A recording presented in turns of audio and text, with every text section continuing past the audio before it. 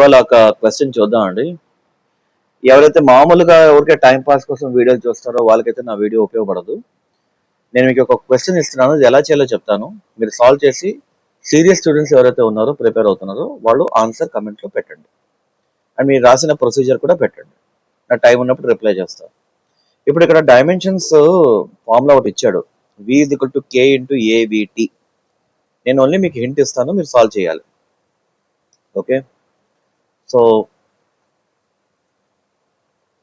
Doubt రూపంగా మనం కమెంట్లో కూడా మాట్లాడుకోవచ్చు. ఎవరైనా డౌట్స్ ఉంటే కమెంట్లో మీ డౌట్స్ పోస్ట్ చేయండి, నేను సమాధానం ఇస్తాను.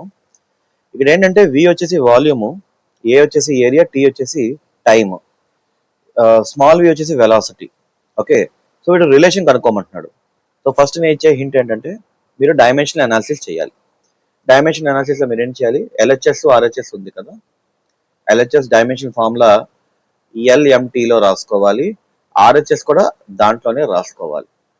రాసుకున్నాక LHSని RHSని ఈక్వేట్ చేయాలి. దేన్ని? పవర్స్ని ఈక్వేట్ చేయాలి. L పవర్ని RHS ఉన్న L పవర్ని LHS ఉన్న L పవర్తో ఈక్వేట్ చేయాలి. అలాగే మన మాస్ని ఈక్వేట్ చేయాలి, టైంని ఈక్వేట్ చేయాలి, అండ్ అక్కడ అన్నోన్స్ని క్రాక్ చేయాలి. క్రాక్ చేసినాక సో అక్కడ మనకి ఈ K తాలూకా డైమెన్షన్ ఫార్ములా కూడా వచ్చేస్తుంది. ఎందుకంటే K ఇప్పుడు సపోజ్ మనకు తెలియదు. సో ఎగ్జాక్ట్లీ K ఏమిటి అంటే ఏరియా, వెలాసిటీ, టైం ఇచ్చాడు, వాల్యూమ్ అడుగుతున్నాడు. ఓకే, సో K తాలూకా డైమెన్షన్ ఫార్ములా ఒక్కసారి మీరు ఏవిటీలో రాసాక అక్కడి నుంచి K సాల్వ్ అవుతుంది. సాల్వ్ చేసి ఆప్షన్ మీరు దాంట్లో పోస్ట్ చేయండి. అంటే left hand side, right hand side powers match చేయండి, ఇండివిజువల్గా రాయండి. ఏరియా, వెలాసిటీ, టైము రెండింటిని ఈక్వేట్ చేయండి. అక్కడ ఏ తాలూకా పవర్, V తాలూకా పవర్, T తాలూకా పవర్ వచ్చేస్తుంది.